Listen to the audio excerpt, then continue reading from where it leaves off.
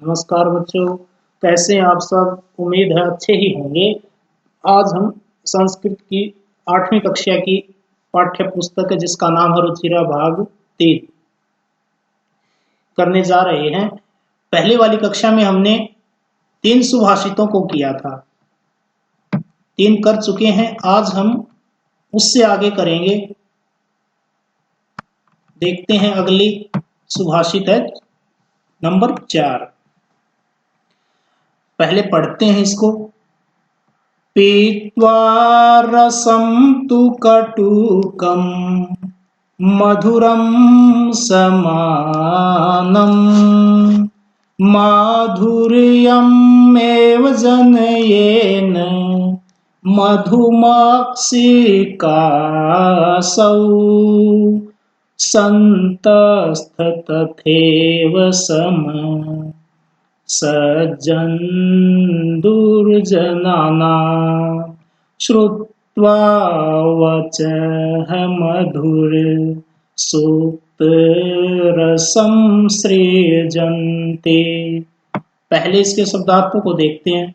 पीत्वा पी करके, रसम रस को, तू तो, कटुकम कड़ुआ, मधुरम मधुर मीठा, समानम समान, मधुरम समानम मधुरता के समान, माधुर्यम प्लस एव, ये 2 शब्द हैं, माधुर्यम प्लस एव।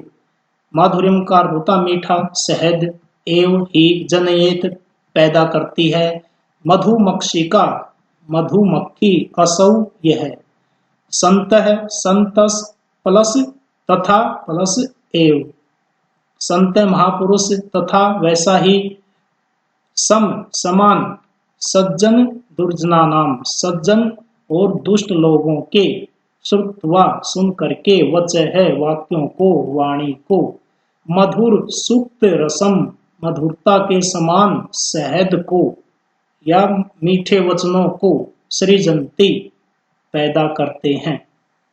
दोबारा से देखेंगे। असौ अन्वय के अनुसार देखेंगे।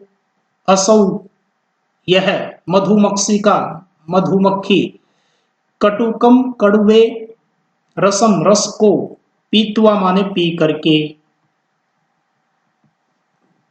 मधुरम समान मधुरता के समान, मीठे के समान, माधुर्यम एव शहद का ही, जनयेत निर्माण करती है। यह मधुमक्खी कड़वे रस को पी करके हमेशा मधुरता के समान शहद का ही निर्माण करती है। मधुरता यानी शहद मीठा होता है, इसलिए शहद का निर्माण करती है। उसी प्रकार तथैव संत महापुरुष लोग, सज्जन दुर्जना नाम सज्जन पुरुषों के या दुष्ट लोगों के, दोनों के वचनों को सुन करके, श्रुत्वा माने सुन करके, समान रूप से, कैसा, मधुर सुक्त रसम, उनके वचनों को, दोनों प्रकार के वचनों को, दुष्ट लोगों के भी सुन करके और सज्जन लोगों के सुन करके, वचनों को सुन करके, मधुरता के समान, मधुर रस के समान, शहद के समान, वाणी का सृजंती, सृजंती का अर्थ होता है पैदा करते हैं, वाणी ही पैदा करते हैं, मधुर ही वाणी ही बोलते हैं। दुष्ट लोगों के कड़वे वचनों को सुनकर के भी मधुर वाणी का ही प्रयोग करते हैं। ये महापुरुषों के स्वभाव का वर्णन इस सुभाषित में किया गया है। अगली देखते हैं। विहाय पौरुषम यो हि दैवमेवा अवलंबते प्रासादात् सिंहवत् तस्य मूर्धन्यं तिष्ठन्ति वायसः। विहाय छोड़ करके, पीत्वा पौरुषम, पौरुषम का अर्थ होता पुरुषार्थ, यो जो, यो का अर्थ होता जो व्यक्ति, ही क्योंकि, दैवम संधि विच्छेद देखते हैं। दैवम प्लस एव प्लस अवलंबते, दैवम का अर्थ होता भाग्य, एव ही अर्थ होता इसका, अवलंबते सहारा लेते हैं। प्रासाद सिंहवत, प्रासाद का अर्थ होता है महल, सिंहवत, सिंह का अर्थ होता है शेरवत समान, सिंह के समान, तस्य उसके, मूर्धन्यम सिर पर, तिष्ठन्ति बैठते हैं, वायसा कौवे।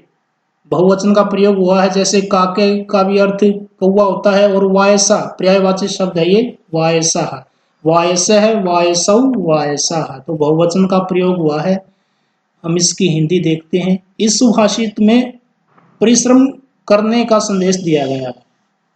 क्या बताया गया है कि यो ही, जो व्यक्ति पौरुषम परिश्रम को छोड़ करके, विहाय जो व्यक्ति परिश्रम को छोड़ करके, दैवम भाग्य का अवलंबते सहारा लेता है, वह उसकी स्थिति ऐसी होती है, जैसे उदाहरण दिया इन्होंने, महल में बैठे हुए शेर, महल में बैठे हुए शेर के सिर पर केवल कौवे ही बैठा करते हैं। अर्थात जो व्यक्ति परिश्रम को छोड़ दे, मेहनत को छोड़ देगा और केवल भाग्य के सहारे ही बैठा रहेगा, तो उसकी स्थिति कैसी होगी? उसकी स्थिति ऐसी होगी जैसे शेर है, शेर शक्तिशाली होता है, अगर वह महल में ही बैठा रहे तो उसके सिर पर केवल कौवे ही बैठा करते हैं। अगर महल में बैठा रहेगा तो वह भूखा ही मरेगा। इसलिए व्यक्ति को हमेशा परिश्रम करना चाहिए, भाग्य पर आश्रित नहीं होना चाहिए। अगली देखते हैं। पुष्पपत्र फलश्छाया मूलवल्कल दारुभिः धन्यामहि रूहा येषां विमुखम यान्ति नार्थिनः। इस सुभाषित में वृक्षों की महिमा का वर्णन किया गया है। वृक्ष कैसे होते हैं, हमें क्या क्या प्रदान करते हैं, उसके बारे में बताया गया है। देखते हैं। पुष्प फूल, पत्र पत्ते, फल फल ही होगा इसका, छाया छाया, मूल इसका अर्थ होता है जड़, वल्कल छाल, छाल होती है ना वृक्षों के ऊपर, उसको वल्कल कहते हैं। दारू भी लकड़ियों, दारू भी में तृतीया बहुवचन का प्रयोग हुआ है, तृतीया विभक्ति बहुवचन का प्रयोग हुआ है, इसका अर्थ होता है के द्वारा या लकड़ियों के द्वारा। धन्या, धन्य है। महिरूहा, महिरूहा का अर्थ होता है वृक्ष। ये शाम, जो, विमुखम विमुख, निराश, विमुख का अर्थ होता निराश, यान्ति नहीं करते हैं, नार्थिन न प्लस अर्थिन, दीर्घ संधि का प्रयोग हुआ इसमें।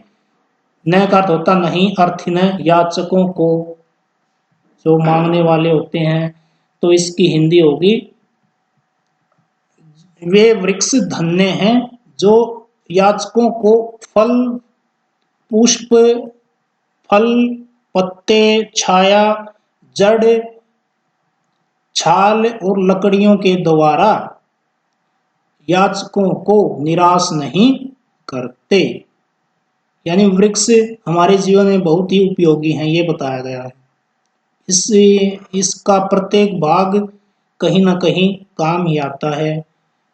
अगली देखते हैं। चिंतन्या ही विपदाम आदावेव प्रतिक्रिया न कूप खननम युक्तम प्रदीप्ते वह्निना गृहे।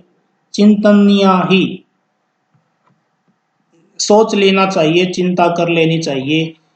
ही किसकी? विपदाम विपत्ति की, आदाय प्लस एव आने से पहले, प्रतिक्रिया उसका उपाय। न का अर्थ नहीं, कूप खननम, कूप का अर्थ होता कुआ, खननम माने खोदना, युक्तम माने उचित नहीं, प्रदीप्ते जलने पर, वहनीना आग से, गृह माने घर में। इसकी हिंदी देखते हैं। इसमें बताया गया कि हमें मुसीबत आने से पहले ही उस मुसीबत का उपाय या प्रतिक्रिया सोच लेनी चाहिए। इसमें बताया गया है कि जैसे मुसीबत आने से पहले ही हमें प्रतिक्रिया, उसके उपाय सोच लेना चाहिए। जैसे घर में आग लगने पर, गृह घर में, वहनीना आग लगने पर, कुआं खोदना व्यर्थ होता है। अगर किसी घर में आग लगी हो, अगर उस घर में कुआं खोदने में जो मेहनत की गई हो वह मेहनत व्यर्थ होती है। उसी प्रकार जो मुसीबत होती है उसका उपाय व्यक्ति को पहले ही सोच लेना चाहिए। अच्छा बच्चों, आज के लिए इतना ही। वीडियो के लास्ट में आपको शब्दार्थ मिलेंगे जो आपने अपनी कॉपियों में लिखने भी हैं और याद भी करने हैं। यही आज आपका होमवर्क है। धन्यवाद।